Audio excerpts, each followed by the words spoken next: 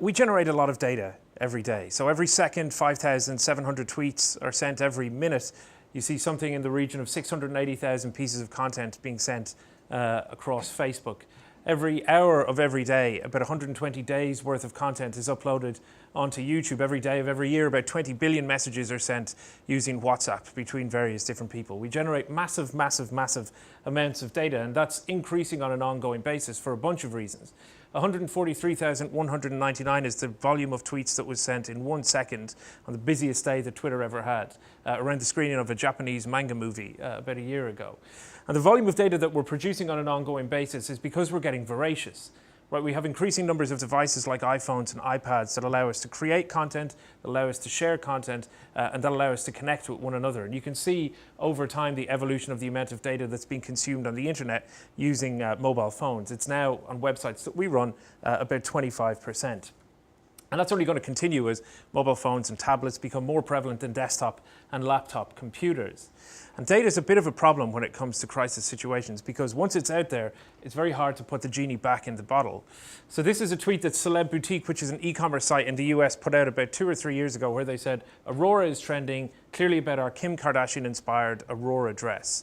Aurora, some of you may remember, is a town in Texas where a guy went in with an assault rifle and shot a bunch of people watching The Dark Knight. This tweet went out while that was happening. That was why Aurora was trending. Kenneth Cole, which is a shoe brand, millions in uproar in Cairo. Rumour they heard our new spring collection is available online the night that Tahrir Square started in Cairo. Right? One of my favourites, and these two are kind of stupidity. This one is a genuine accident. Sleepy time, so we're off to hit the hay. See you at 8 a.m. for more Tesco tweets. Tweet that came out from Tesco the day that the horse meat scandal broke. Accidental, pre-scheduled, nothing that they could do about it, all of which produced crisis situations. Closer to home, the Ministry of Defence last summer put out a tweet with a photograph of the London skyline down near the walkie-talkie and the Gherkin saying, whoever is responsible for giving planning permission to this should be hung.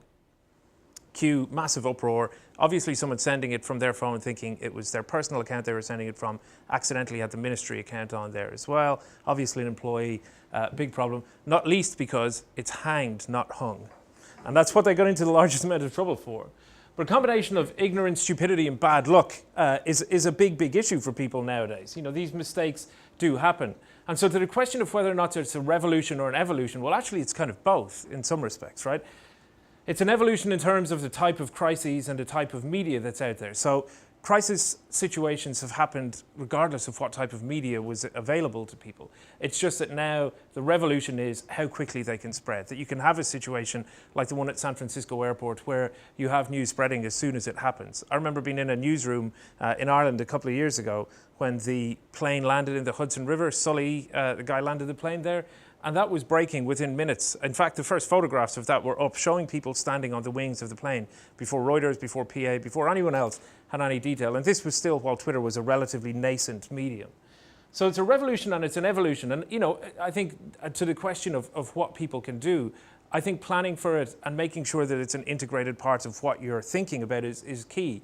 So in terms of whether or not this is something that we think about in professional life, it's one of the few things that I spend a lot of time thinking about in my professional life. So my job is to work on strategy, but then we have account teams and client teams that actually do the specific delivery so that it is part of an integrated comms plan rather than just being social media specific, because ultimately it has to answer a lot of questions. And in terms of what you should do, well, there's two things, so I cheated as well. The first one is make sure you listen. Right, there are myriad tools out there now that allow you to see everything that's happening, not only on Twitter and Facebook and LinkedIn, but what's being said on forums like Digital Spy, Mumsnet, on blogs, on various different channels where conversation is happening and where crisis situations can arise. So always make sure that you're listening and make sure that you can try and measure a little bit of the wood as well as a lot of the trees. And secondly, if something does happen, have something to say. I think the biggest mistake that companies make a lot of times is they assume that they can pull an ostrich on it, bury their head in the sand, do nothing, and get away with it.